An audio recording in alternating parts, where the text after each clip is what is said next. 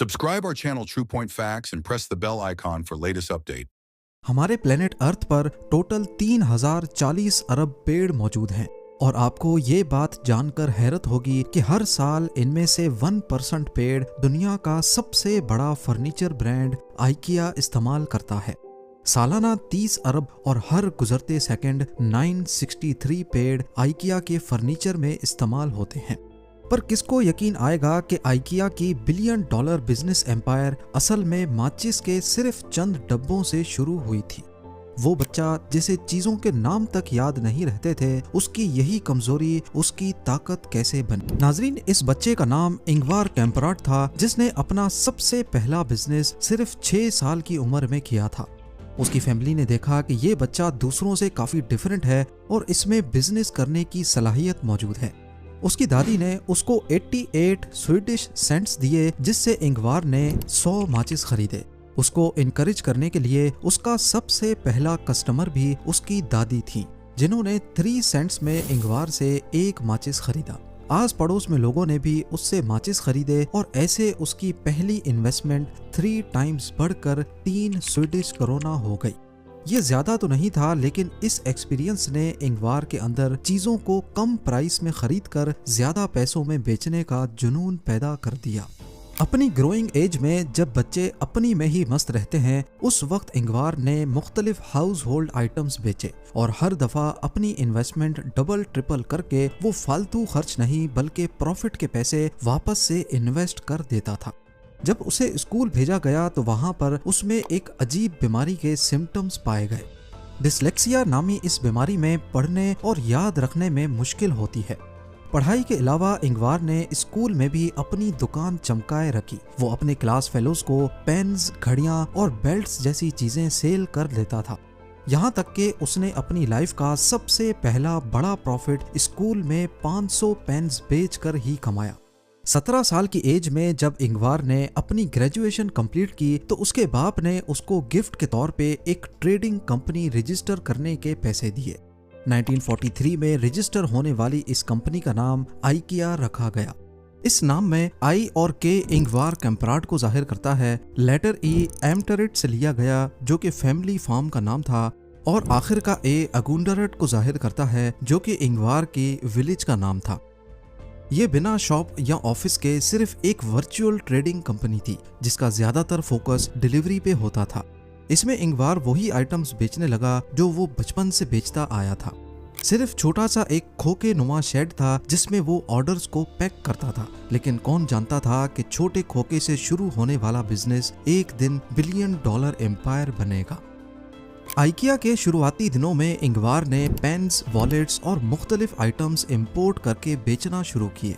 17 साल की एज में उसका काम सही चल रहा था, लेकिन ये जितने भी प्रोडक्ट्स थे वो दूसरे फिजिकल स्टोर्स में भी अवेलेबल थे। यानी मेल ऑर्डर पर उनको कोई सिर्फ तभी खरीदेगा जब या तो उसकी प्राइस कम हो या फिर कोई नया प्रोडक्ट हो। इस चीज का सॉल्यूशन निकालने के लिए उसने मार्केट रिसर्च करना शुरू कर दी। उन प्रोडक्ट्स की लिस्ट निकाली जो मैन्युफैक्चर तो कम प्राइस में होते हैं पर सेल ज्यादा प्राइस में। उसको ये समझ नहीं आ रहा था कि जब एक पेन 1 स्वीडिश सेंट में मैन्युफैक्चर होती है तो उसको ग्रोसरी स्टोर वाले 10 सेंट्स में क्यों बेचते हैं। जिस उम्र में लड़के आजाद रहना चाहते थे, उसी एज में इंगवार डीप मार्केट रिसर्च में लगा हुआ था। उसने नतीजा निकाला कि प्रोडक्ट्स फैक्ट्री में तो कम प्राइस में मैन्युफैक्चर होते हैं, लेकिन मसला असल में डिस्ट्रीब्यूशन की एंड पे था। फैक्ट्री से प्रोडक्ट ग्रोसरी स्टोर तक आने में महंगी हो जाती है। मार्केट कंपटीशन में इंगवार को कामयाबी मिलने का एक ही सॉल्यूशन था कि डिस्ट्रीब्यूशन और ट्रांसपोर्ट में पैसा बचाया जाए, जिसमें काफी ज्यादा प्लानिंग और मेहनत लगती है। अभी तक उसने अपने कैटलॉग में फर्नीचर शामिल नहीं किए थे, लेकिन 1948 में वर्ल्ड वॉर 2 के बाद स्वीडिश गवर्नमेंट ने बहुत सारे नए घर बनाना शुरू कर दिए। इन नए घरों को फर्निश करने के लिए सस्ते फर्नीचर की डिमांड भी बढ़ गई। ये इंगवार के लिए अपने प्रोडक्ट कैटलॉग में फर्नीचर शामिल करने का बेहतरीन मौका था। आहिस्ता आहिस्ता उसकी फर्नीचर की सेल्स ने दूसरे प्रोडक्ट्स को पीछे छोड़ दिया। वो लोकल मैन्युफैक्चरर्स से ही सस्ता फर्नीचर खरीद कर प्रॉफिट रख कर बेचने लगा। जैसा कि आप जानते हैं कि इंगवार को डायस्लेक्सिया नाम की बीमारी थी। वो फर्नीचर के कोड्स याद नहीं रख सकता था, तो उसने अपने कैटलॉग में इनको सिंपल नाम दिए जो ऑर्डर आते वक्त उसको याद रह सके। जब प्रोडक्ट कैटलॉग में हर प्रोडक्ट के साथ कोड नहीं बल्कि एक यूनिक और अट्रैक्टिव नाम लिखा होता तो लोगों को ऑर्डर करने में भी आसानी होती। ये छोटी सी चीज आइकिया की सेल्स को बूस्ट करने में काफी फायदेमंद रही। इतनी सारी कंपनीज में ऑर्डर हासिल करने का एक ही तरीका था कि हर कोई एक दूसरे से कम प्राइस ऑफर करे, लेकिन प्राइस कम करने का मतलब था कि क्वालिटी कॉम्प्रोमाइज होगी, और ऐसा काफी कंपनीज कर भी रही थी, जिनकी वजह से सारी मेल ऑर्डर कंपनीज का नाम खराब होने लगा। ये वो वक्त था जब इंगवार ने आइकिया का सबसे पहला स्टोर खोलने का इरादा किया, जिसमें वो फर्नीचर को फिजिकली डिस्प्ले करने वाला था। इससे डिलीवरी का खर्चा काफी हद तक कम हो जाएगा, क्योंकि लोग अब डायरेक्टली उसके स्टोर में आकर फर्नीचर खरीद सकेंगे। दूसरा ये कि जिन लोगों को मेल ऑर्डर की क्वालिटी पे भरोसा नहीं था, वो अब डायरेक्टली शॉप पे आकर तसल्ली करके फर्नीचर खरीद सकेंगे। मार्केटिंग के तौर पे इंगवार ने कस्टमर्स को फ्री स्वीडिश बन्स देने का फैसला भी किया। 1953 में जब आइकिया के सबसे पहले स्टोर की लॉन्च हुई तो इसमें उम्मीद से भी ज्यादा रश लग गया। 1000 के करीब लोगों ने स्टोर के बाहर लाइन लगा ली, क्योंकि स्वीडिश सरकार की तरफ से दिए गए घरों को फर्निश करना सबकी जरूरत बन चुका था। इंगवार की ये स्ट्रेटेजी काम कर रही थी। वो लोगों को कैटलॉग तो मेल करता ही था, लेकिन फिजिकल स्टोर की वजह से कस्टमर्स डायरेक्टली शॉप पर आ जाते थे। ये पहली मेल ऑर्डर कंपनी थी जिसने अपना फिजिकल स्टोर भी बनाया। इंगवार ने अपने स्टोर के साथ एक पूल भी बनवा लिया, जिससे आइकिया अब टाउन में एक टूरिस्ट स्पॉट बन गया। लोग आउटिंग करने निकलते थे और साथ साथ कुछ खरीद भी लेते थे। आइकिया तेजी से कामयाबी की सीढ़ियां पार करता जा रहा था, पर इंगवार को ये मालूम नहीं था कि दूसरे रिटेल फर्नीचर स्टोर्स अब उसके रास्ते में बड़ी रुकावट बनने वाले हैं। 1950s में आइकिया बहुत तेजी से बढ़ रहा था, और ये बात स्वीडिश फर्नीचर डीलर्स को हजम नहीं हो रही थी। उसके मुखालिफ अभी तक पुराने मेल ऑर्डर मॉडल का इस्तेमाल कर रहे थे, इसलिए वो आइकिया के सस्ते दामों का मुकाबला नहीं कर सकते थे। फर्नीचर डीलर्स ने आइकिया को रोकने के लिए हर मुमकिन कोशिश की। पहले ट्रेड फेयर्स में आइकिया को बेचने पर पाबंदी लगवाई, क्योंकि जब भी कोई फेयर होता तो वहां आइकिया के स्टॉल पे सबसे ज्यादा रश होता। और ऐसा इसी वजह से हो रहा था क्योंकि बाकी स्टॉल्स सिर्फ कैटलॉग लेके बैठते थे, वहीं आइकिया के स्टॉल पर रियल फर्नीचर भी देखा जा सकता था। फिर डीलर्स ने कैटलॉग में लिखी प्राइस पर भी पाबंदी लगवा दी, क्योंकि इनमें सबसे कम प्राइस आइकिया की होती। इस बार आइकिया ने अपना खुद का ट्रेड फेयर लगा लिया, जिसमें उसको रोकने वाला कोई नहीं था। इसके जवाब में डीलर्स ने आइकिया के सप्लायर्स को धमकी दी कि अगर उन्होंने आइकिया को फर्नीचर बेचा तो वो उनसे खरीदना बंद कर देंगे। सप्लायर्स ने डर के मारे आइकिया को सप्लाई करना बंद कर दिया। ये इंगवार पर होने वाला डायरेक्ट हमला था, जिसने आइकिया की सेल्स को भी काफी अफेक्ट किया। लेकिन फिर इंगवार ने एक ऐसा तरीका निकाला कि सप्लायर्स आइकिया को फर्नीचर सप्लाई करने पर मजबूर हो गए।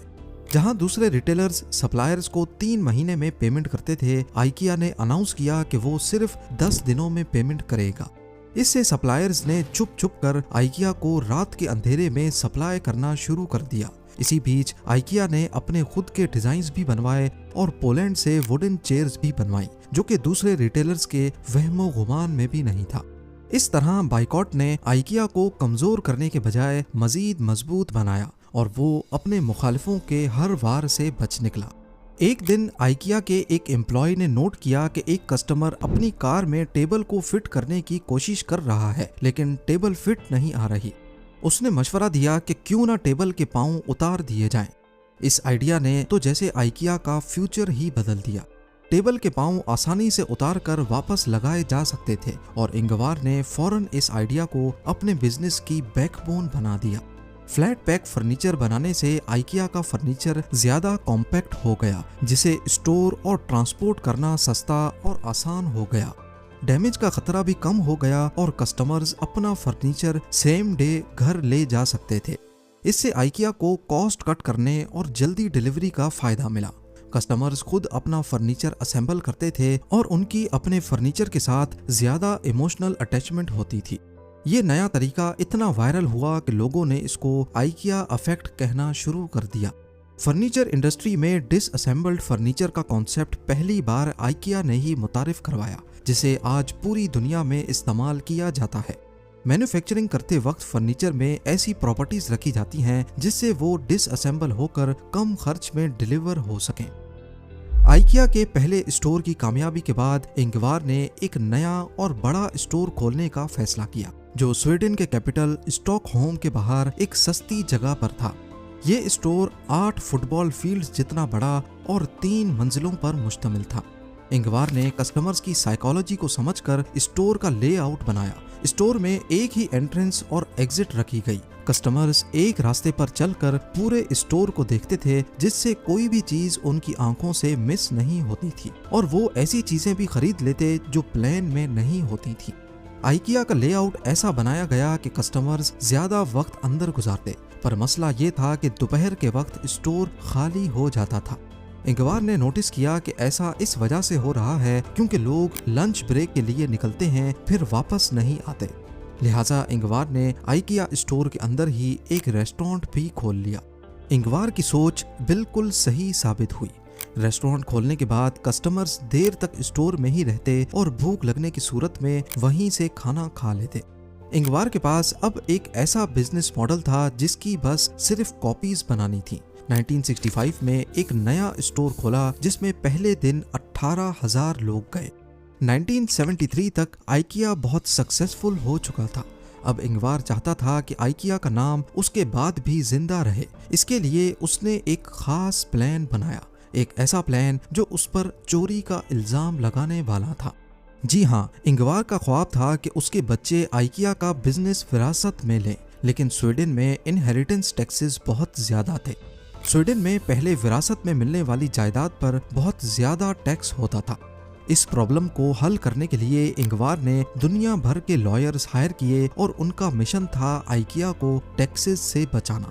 7 सालों तक लॉयर्स ने टैक्स हेवेंस में शेल कंपनीज, फाउंडेशंस और ट्रस्ट बनाए। आखिर में आइकिया का कॉर्पोरेट स्ट्रक्चर इतना मुश्किल बन गया कि उस पर टैक्सेस लगाना नामुमकिन हो चुका था। इंगवार की इसी हरकत की वजह से आइकिया पर टैक्स चोरी का इल्जाम भी लगने लगा। और जैसा कि दुनिया का कानून है कि तरक्की करने वाले की टांगें सभी खींचते हैं, 1980s में आइकिया पर एक और इल्जाम भी लगा था। ईस्ट जर्मनी में कुछ फैक्ट्रीज थीं जहां बनने वाला फर्नीचर आइकिया में जाता था, लेकिन उनमें से चंद कंपनीज में कैदियों से जबरदस्ती काम करवाया जाता था, जिसका कसूरवार लोगों ने आइकिया को ठहराना शुरू कर दिया। बाद में जब ये इल्जाम साबित हो गया तो आइकिया की मैनेजमेंट ने एक पब्लिक अपॉलजी लिखकर लोगों से माफी भी मांगी। 1990s में आइकिया के 70 से ज्यादा नए स्टोर्स खोले गए और 2008 में आइकिया दुनिया की सबसे बड़ी फर्नीचर कंपनी बन गई। 2018 में इंगवार कैम्प्राड 91 ईयर्स की एज में दुनिया को छोड़ गए। आज दुनिया भर में आइकिया के 473 स्टोर्स हैं और हर साल 2000 से ज्यादा नए प्रोडक्ट्स लॉन्च होते हैं।